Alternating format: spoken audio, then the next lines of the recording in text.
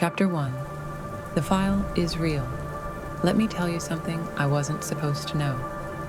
3 weeks ago, a hard drive arrived anonymously at the university's security research lab, addressed to Dr. Langford. No return address, no fingerprints. Just a label, handwritten in shaky block letters. Archive 47X. Langford never opened it, not officially. He left it on a shelf for a few days, muttering that it reeked of trouble. But curiosity, it's a disease. One night, I saw the lab light still on long past midnight.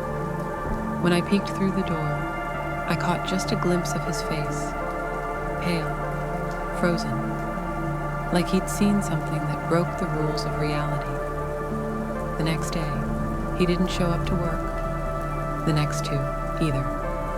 By the time campus security found him, his apartment had been trashed.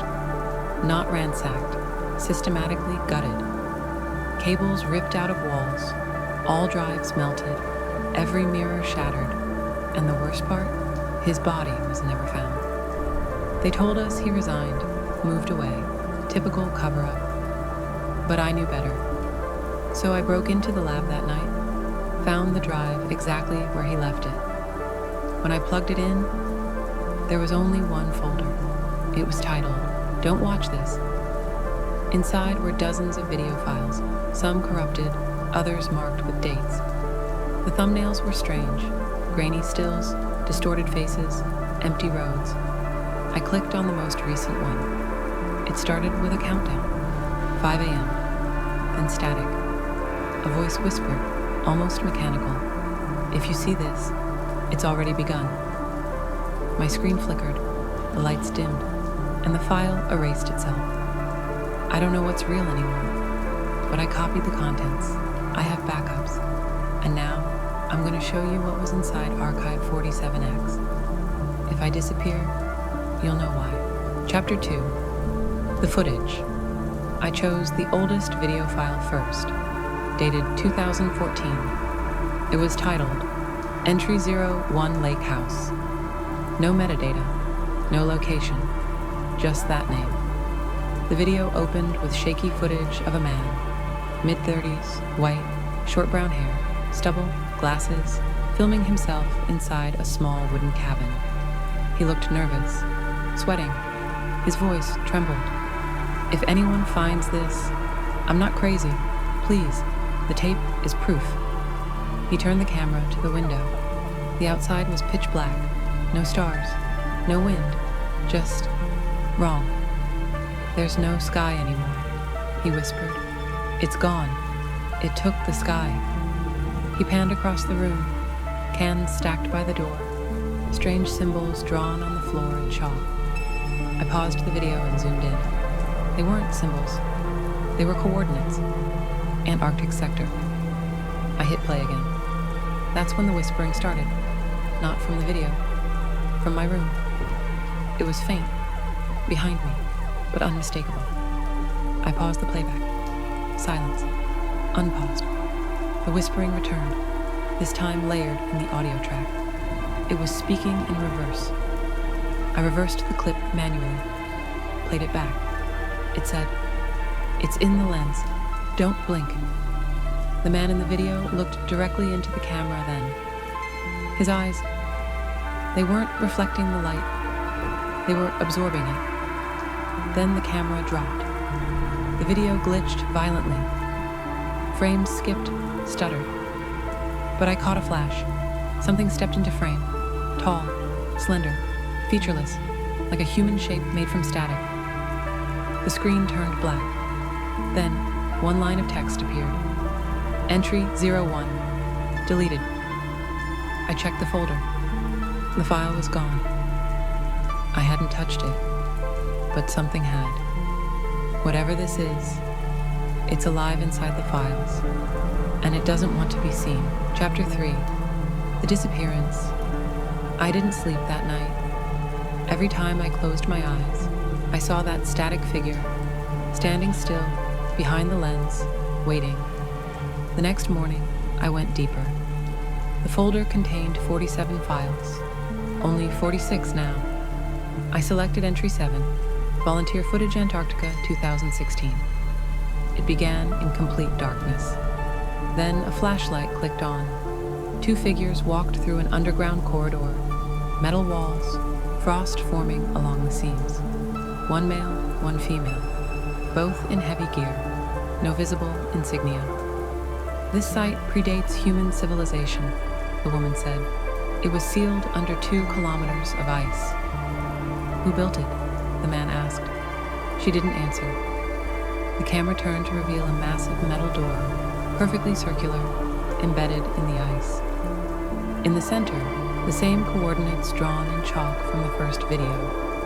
Below them, etched into the steel, X47 entry forbidden by order Black Watch. Black Watch? I searched the name online. Nothing, not a single result. As I watched, the man reached for the door. The woman stopped him. We only observe. If it opens, we leave. But it did open, not with a sound, not with a mechanism. 1 frame, it was closed. The next, it wasn't. Inside, only darkness. Pitch black. No reflection. No light absorption. Just void. They hesitated. Then the camera dropped, screaming. The feed scrambled, just like before. But this time, for only a second, the lens captured something. A face. Mine. I paused the video, heart racing. It was my face, staring back, frozen in a single frame. I didn't understand. Then the file deleted itself. Another one gone. Another piece missing from this impossible puzzle. That's when I noticed the pattern. Each video was a disappearance, each one erasing something real, from their world or from ours. And I had 44 left, chapter 4, Echoes in the Code. I couldn't stop. Every time I tried to walk away, something would pull me back in, an echo in my head, like static crawling beneath my skull. I needed answers.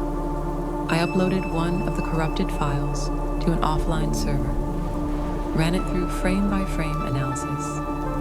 That's when I saw it.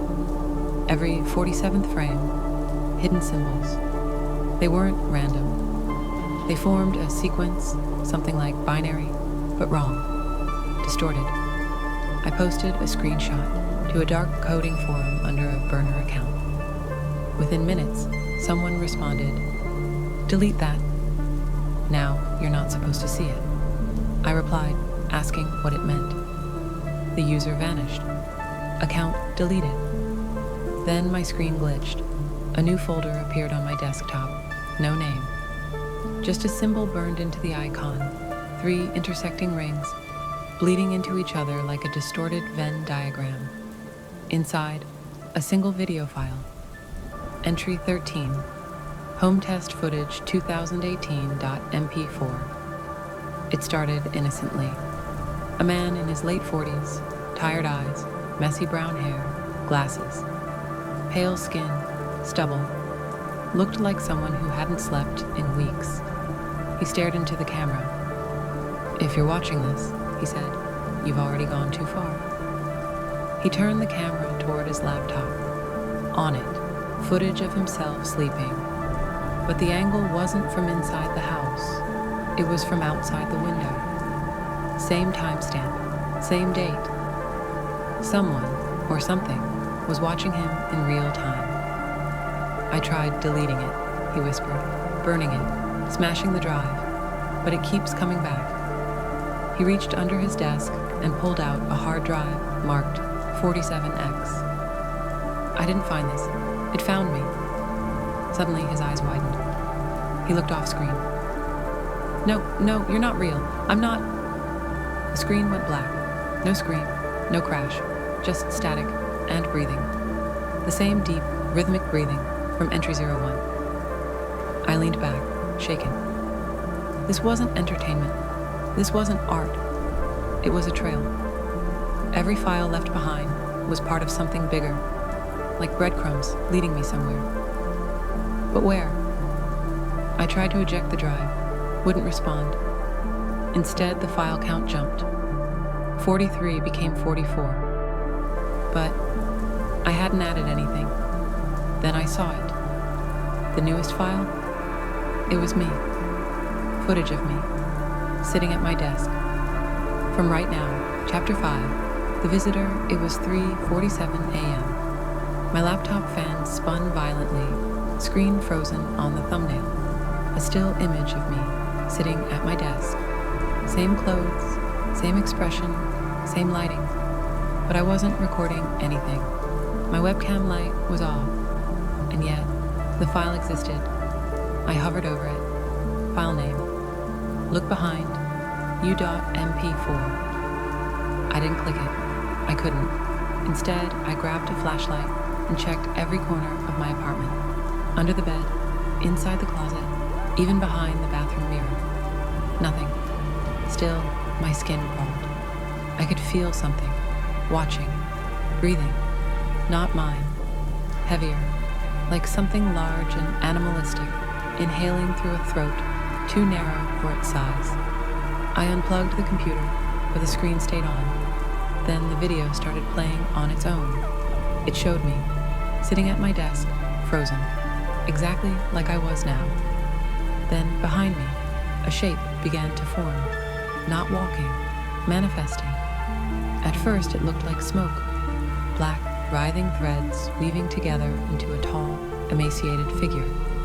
Long arms, no face, skin that shimmered like old tape, static dancing across it. Its hands hovered inches from my shoulders. Then it turned and looked directly at the camera. That's when the real-world temperature dropped. I could see my breath in the air. And then, bang, a single knock at my apartment door. I didn't move. Another knock, louder. Then silence. I crept toward the door, heart hammering so hard it hurt. Looked through the peephole. No one. But on the floor, a package. No address, no markings. Just one thing written in red ink. Returned to sender. 47X. Inside, I found a VHS tape, partially melted, and a note. One word, run. I didn't know what to do. I turned back toward my room, then froze. My computer was on again. The same file played on a loop. Except now, the figure wasn't behind me in the video. It was standing at the window, in real life, looking in, its head tilted. It raised one long, twitching finger to its lips and whispered, "Shh." Chapter 6, The Broadcast Signal. I left the apartment that night. Didn't pack, didn't look back. I ended up crashing at an old friend's place on the other side of the city. Sam, film student, conspiracy junkie, exactly the kind of person you call when reality starts tearing at the seams. I didn't explain much, just showed him the tape. He stared at the warped VHS in silence, then popped it into one of his old decks like it was sacred. Static, black and white bars. Then, the sound of wind, low and hollow, like it was coming from inside the earth. And then came the image. A dark room, industrial, walls covered in plastic sheets. In the center, a chair. Strapped to it, a man, eyes wide, mouth sewn shut. The camera zoomed in until the frame was filled with his eyes, trembling, terrified. Suddenly, the screen went black. Then the signal shifted, lines of binary code scrolling rapidly across the screen. Sam paused it. "Wait," he said. "That's not just random." He copied the code and ran it through an old decryption tool. The translation? Project 47X/subject 5/still active. Still active. I asked him what 47X was. He didn't answer. He just looked at me like he'd seen a ghost. "Do you remember the UVB 76 station?" he asked. "That Russian shortwave broadcast that played buzzes and random voices?" I nodded. "This is like that, but it's not radio. It's embedded into media, hidden in certain uploads, VHS, broadcasts, even online videos. It infects content, watches from inside it." My throat tightened. He continued. "There were rumors in dark web forums. Stories of a signal parasite that embeds itself into footage and uses it as a window. People exposed to it would start seeing things, losing time, disappearing. I remembered the jump cuts in my videos, the new scars, the file that appeared by itself. My skin broke out in chills. Then Sam froze. "What?" I asked. He pointed at the TV. The tape had resumed playing. And the man in the chair? He was gone, replaced by an image of me. Not a video, a photo. Recent.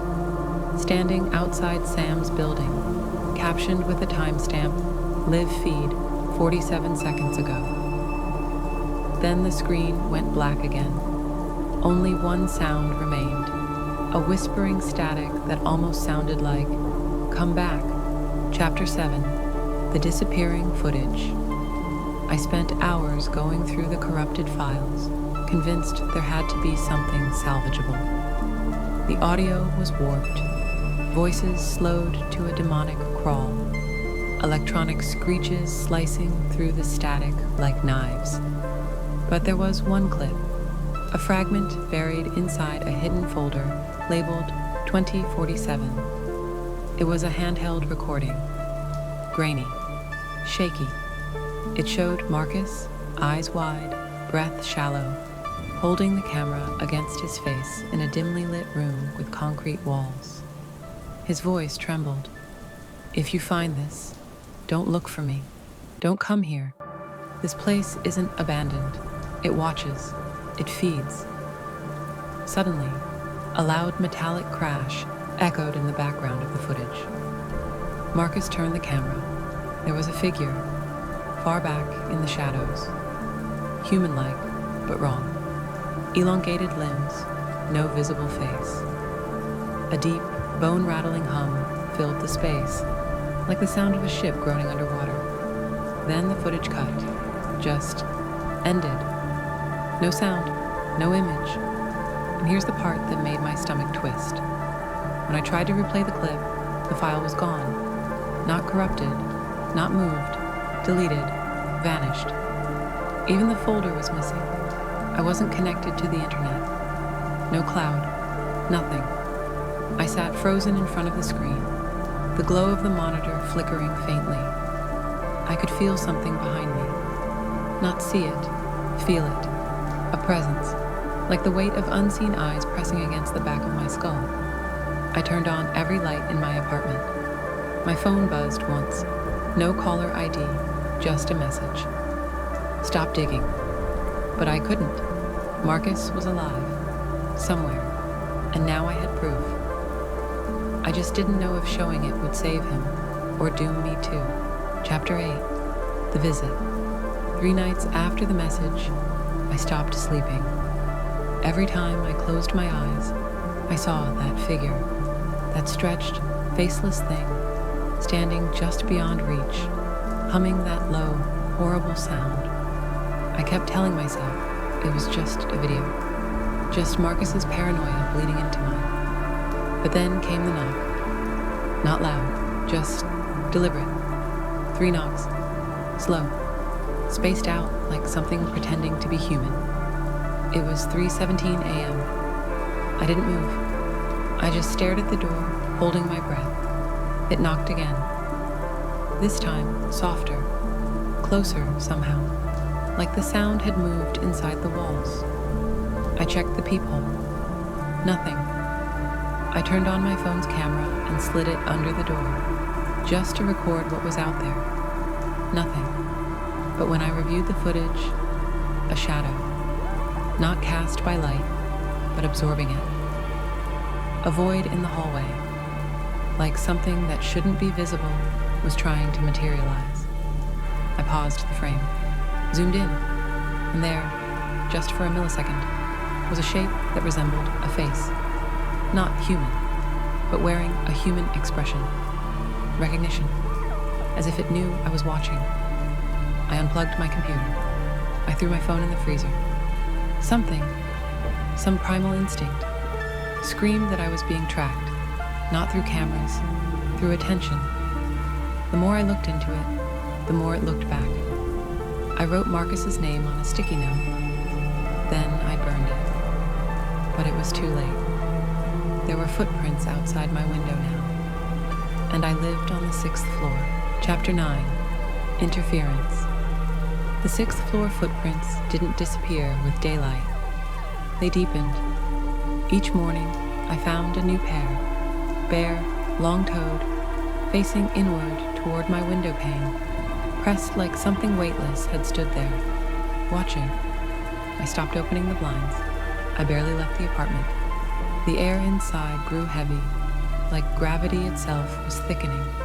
Devices started glitching, not failing, just twitching. My monitor flickered with static for exactly 47 seconds every hour.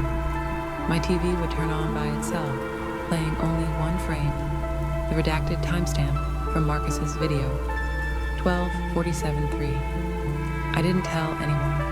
I couldn't. I started hearing things, not voices, layers, like someone was broadcasting in frequencies just below comprehension. I'd catch fragments like, "He's almost breached," or "File incomplete, subject unstable." I assumed I was losing it until I found the note under my door. No envelope, no signature, just smudged ink on brown paper. Don't ignore the distortion. It's how they speak. I didn't sleep that night, or the next. And then my walls began pulsing, not metaphorically, physically. I'd touch the drywall, and it would feel like it was breathing. There were low internal vibrations, like a subwoofer buried behind every surface. I bought a thermal camera. At 3:47 a.m., I scanned the walls. In the footage, something moved behind them. Something tall. Something twitching in stop-motion spasms. It didn't walk. It shimmered. As if reality didn't want to render it properly. And its face, it wore Marcus's smile. I screamed so hard my vision blacked out. But the sound didn't echo. It was absorbed. The thing in the wall was listening and learning. Chapter 10. Containment breach. I destroyed the thermal camera. It didn't matter. Every device in my apartment had begun recording by itself. My phone, even when powered off, would light up and hum quietly, always at 4:07 a.m. The files it stored were unplayable until I ran them through an audio spectrogram. What I saw wasn't sound. It was a face, elongated, unhuman, overlaid with static, like peeling skin. Sometimes it looked like Marcus, other times like me. I tried deleting the clips, they came back. Each time closer, cropped tighter, until it was only eyes, then just pixels, then a black screen. That blinked. I packed a bag. I had to get out. But when I opened the door, the hallway was gone. Not empty. Gone. A shimmering void, like a reflection under murky water, stretched where the corridor should have been. And in its center stood that shape again, shifting, melting, limbs folding in on themselves, like collapsing time-lapse footage. It spoke without sound, and I understood without words. You watched what should not be watched. You opened a door without permission. You are now part of the footage. The void snapped shut, like a VHS ejecting violently. I stumbled back into my apartment. Everything was off. No power, no city noise, just looping silence. I looked outside. The skyline was gone. In its place, static, gray noise, a dead channel stretching in every direction, like the entire world had been overwritten by corrupted footage. I dropped to my knees. Then I heard my own voice behind me. From the TV, it was playing a video. My face, terrified, screaming silently, trapped in pixels. The title of the upload, File 47-X found footage.mp4. Views. 1. Uploader. System. Chapter 11. System error. I tried pulling the plug on the TV. There wasn't one. No cable, no power cord, just a black screen glowing on its own, like it was breathing. The frame pulsed faintly, in sync with my heartbeat. Then, my voice on the recording whispered, "They're still watching." I turned. No one. But in the reflection of the blank screen, something moved behind me. Not a person. A ripple, like heat over asphalt. A distortion. It had shape, but no form. It flickered, glitching through different postures, sometimes hunched, sometimes standing tall, sometimes crawling sideways along the walls. I covered the screen with a blanket.